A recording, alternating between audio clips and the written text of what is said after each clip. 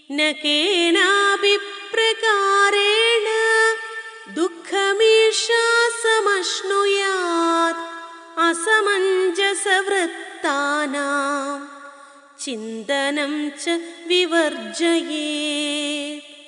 ഏഷ ഇവള്, ഈ ഗർഭിണി, കേനാഭിപ്രകാരേണ ഒരു പ്രകാരത്തിൽ ഒരു വിധത്തിലും ദുഃഖം ന സമശ്നുയാത് ദുഃഖത്തെ പ്രാപിക്കരുത്. അതായത് ഒരു ദിവസം പോലും ചില ആളുകൾ ദുഃഖത്തെ ഒഴിവാക്കാൻ കഴിയാതെ ഇരിക്കുന്നു. ഈ 280 ദിവസം ഒരു ദിവസം പോലും ദുഃഖത്തെ തന്നിലേക്ക് കൊണ്ടുവരാതിരിക്കാൻ ശ്രമിക്കണം. അത്രയും ജാഗരൂകത വേണം. ഒരിക്കലും ദുഃഖത്തെ പ്രാപിക്കരുത്. അസമഞ്ജസവൃത്താനാം ദുർജനങ്ങളുടെ വർത്തമാനങ്ങൾ കേൾക്കരുത്. അതാണ് അസമഞ്ജസവൃത്താനാം. അവർ പറയുന്ന ഗോസിപ്പുകളും അസൂയയും കാലുഷ്യവും നിറഞ്ഞ വർത്തമാനങ്ങളും വിരോധത്തെ ഉളവാക്കുന്ന ഭാവങ്ങളും ദൈവവിരോധമുള്ള ചിന്തകളും മനസ്സിൻ്റെ സമാധാനം നശിപ്പിക്കുന്നതാണ്, സുഖം കളയുന്നതാണ്. അതുകൊണ്ട് എപ്പോഴും അത്തരം വ്യക്തികൾ കൂടെ കൂടെ നമ്മുടെ വീട്ടിലേക്ക് വരുന്നവരുണ്ടെങ്കിൽ ആ അവസരത്തിൽ അവരെ ഒഴിച്ചു നിർത്തുന്നതാണ് ഉത്തമം.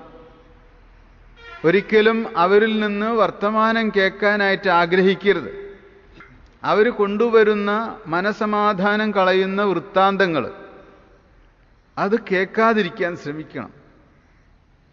കാരണം ദുർജനങ്ങൾ, യഥാർത്ഥത്തിൽ ദുർജനം എന്ന് പറയുന്നത് വേറൊരാളെ കുറിച്ച് ദോഷം പറയുക, അല്ലെങ്കിൽ വേറൊരാൾ നമ്മെക്കുറിച്ച് ദോഷം പറഞ്ഞു എന്ന് പറയുക.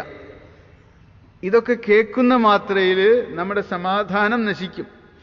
അതുകൊണ്ട് ദുർജനങ്ങളുടെ വർത്തമാനത്തിൽ ശ്രദ്ധ കൊണ്ടുവരരുത്. അവരുടെ ചിന്തനം, വിചാരത്തെയും വിവർജയേത് വർജിക്കണം. ഇതാണ് ഗർഭിണികൾ ശ്രദ്ധിക്കേണ്ട ഒരുപാട് കാര്യങ്ങളുണ്ട്. ഇതെല്ലാം 100 വർഷമായിട്ട് ഗുരുദേവൻ ഇവിടെ എഴുതി വച്ചിട്ടുള്ളതാണ്. ഇത് നമ്മൾ പഠിച്ചാലല്ലേ അറിയുള്ളൂ. ആരെങ്കിലും ഇത് പഠിപ്പിക്കുന്നുണ്ടോ? ഈ കേരളത്തിൽ എവിടെയെങ്കിലും ശ്രീനാരായണ ധർമ്മം ക്ലാസ് എടുക്കുന്നുണ്ടോ? ഒരിടത്തും ആരും ഇത് പറഞ്ഞു കൊടുക്കുന്നില്ല. സ്വയം പഠിക്കുന്ന ആരും ഇവിടെ ഇല്ലതാണ്. അതുകൊണ്ട് തന്നെ നമ്മളുടെ സന്തതികളെല്ലാവരും തന്നെ ഏത് തരത്തിലാണ് അവർ ജനിക്കുന്നത്? അവരൊക്കെ ജന്മത്തിൻ്റെ ആകസ്മികതകളിലൂടെ വരുന്നതാണ്.